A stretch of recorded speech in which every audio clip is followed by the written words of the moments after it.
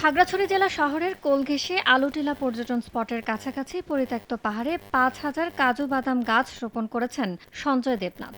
২০২৩ সালে কৃষি অফিসের প্রণোদনায় ১২০টি কাজু বাদাম চারা রোপণ করেন তিনি। বর্তমানে তার বাগানে কাজু বাদামের ফলন আসতে শুরু করেছে। স্বপ্ন দেখছেন কাজু বাদাম এবং কফি চাষের বিপ্লব ঘটানোর। তার বাগানের মতো আরও অনেক বাগান গড়ে উঠেছে জেলা জুড়ে। প্রথম বছরেই আমার ফুলে ফলে গাছ পরিপূর্ণ হয়ে গেছে, কিন্তু এখনো ফলটা অতিমাত্রায় আসে না, যেহেতু নতুন গাছের বয়স মাত্র ২২-২৩ মাস।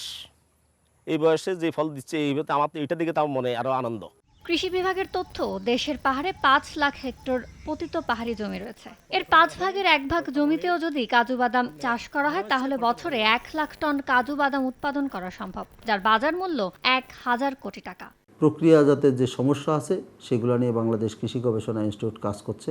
এটা যে জাত, ইতিমধ্যে আমরা ২টা জাত বিশেষ করে নির্বাচন করেছি, সেই জাতগুলো হয়তো অচিরেই কৃষকের কাছে যাবে। উচ্চমূল্যের কাজু বাদাম চাষে কৃষকদের উদ্বুদ্ধ করছে কৃষি বিভাগ। শুধু সদর উপজেলাতেই প্রণোদনার মাধ্যমে গড়ে তোলা হয়েছে ১০০টি কাজু বাদাম বাগান। আশা করি এই কাজু বাদাম এই প্রকল্পের আওতায় আমরা কৃষকদের মাঝে আরও নতুনভাবে আমাদের প্রসেসিং সেন্টারের মাধ্যমে গড়ে ওঠার মাধ্যমে কৃষকদের উদ্যোক্তা আমরা সৃষ্টি করতে পারব। খাগড়াছড়ি জেলায় ২৫৯ হেক্টর জমিতে কাজু বাদাম চাষ হচ্ছে বলে জানিয়েছে কৃষি বিভাগ। খাগড়াছড়ি, সময় সংবাদ।